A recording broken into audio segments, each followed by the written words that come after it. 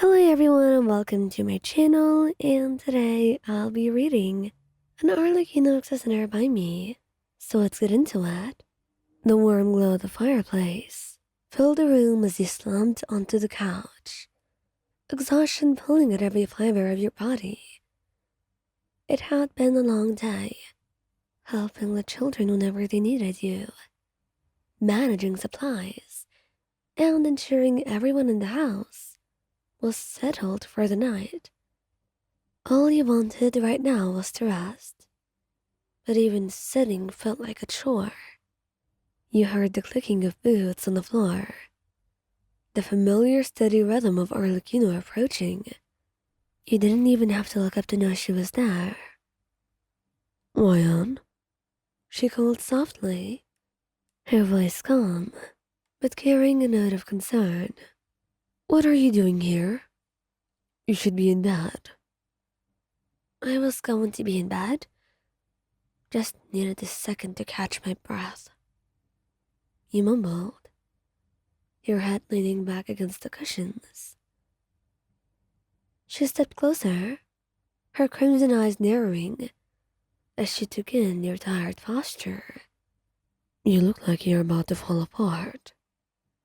You gave her a weak smile, your eyelids already feeling heavy. "It's nothing I can't handle, just a busy day." Her sharp gaze lingered on you for a moment before she crouched in front of you, her hand brushing against your cheek. "You're terrible at hiding how exhausted you are," she said, her tone soft but firm. And she was right, and you couldn't help but chuckle faintly, leaning into her touch. "Guess you know me too well." "I do," she replied, standing abruptly. And before you could protest, she leaned down, slipped an arm under your knees, and another around your back, lifting you effortlessly off the couch. "Arlie, what are you doing?" You yelped, your arms instinctively wrapping around her neck. "What does it look like? I'm taking you to bed," she said, her voice laced with amusement. "I can walk. I'm not a child," you grumbled, although the way your body sank into her hold betrayed your own words. "You're not a child, but you're extremely stubborn like one," she countered, a faint smirk playing on her lips as she carried you out of the room. "And you're too tired to argue properly." You huffed, but didn't resist.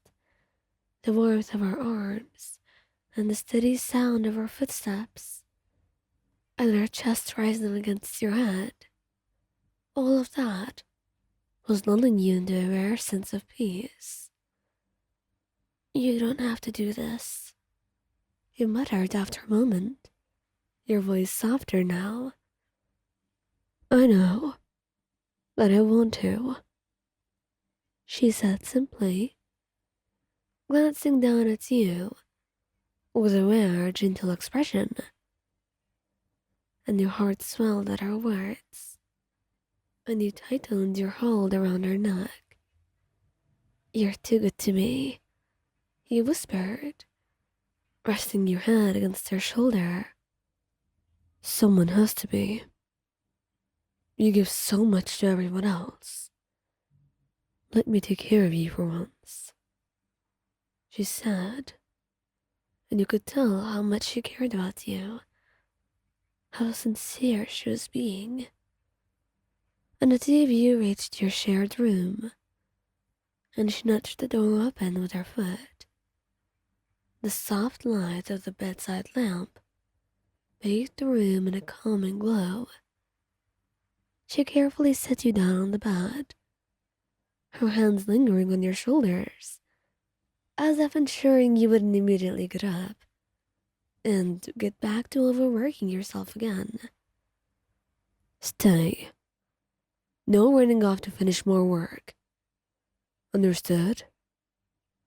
She ordered, her eyes locking onto yours, and you couldn't help but smile softly at her authoritative tone, the same one she used to command her subordinates.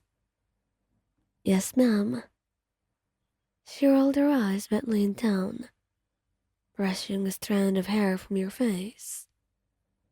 You're impossible. Lie down. I'll get you some water. She murmured, though there was no real irritation in her voice. And before you could really protest, she had already turned and disappeared into the adjoining room, and you sighed, sinking into the soft blankets, your body finally relaxing. And a few moments later, she returned, a glass of water in hand. Drink, she instructed, sitting on the edge of the bed and handing it to you. You took the glass, the cool water refreshing as it slid down your throat. Thank you, you said quietly, setting the glass on the bedside table. And she didn't reply immediately, her gaze softening as she studied your face. You push yourself too hard. You don't have to carry everything on your own, you know. I'm not carrying it alone. I have you. Her lips twitched into a faint smile, and she squeezed your hand. That's right. Don't you forget about that. And she stood, pulling the blankets over you, with a precision and care that was almost surprising for someone as sharp and commanding as her. Get some rest. I'll make sure everything's taken care of. How about you stay? Would you? She hesitated for a moment before nodding, slipping off her boots and settling on the bed beside you, her arms wrapping around you, pulling you close as you buried your face against her shoulder. Good night, Arlie. Good night, Wyan. And she knew in that moment just how weak she was for you.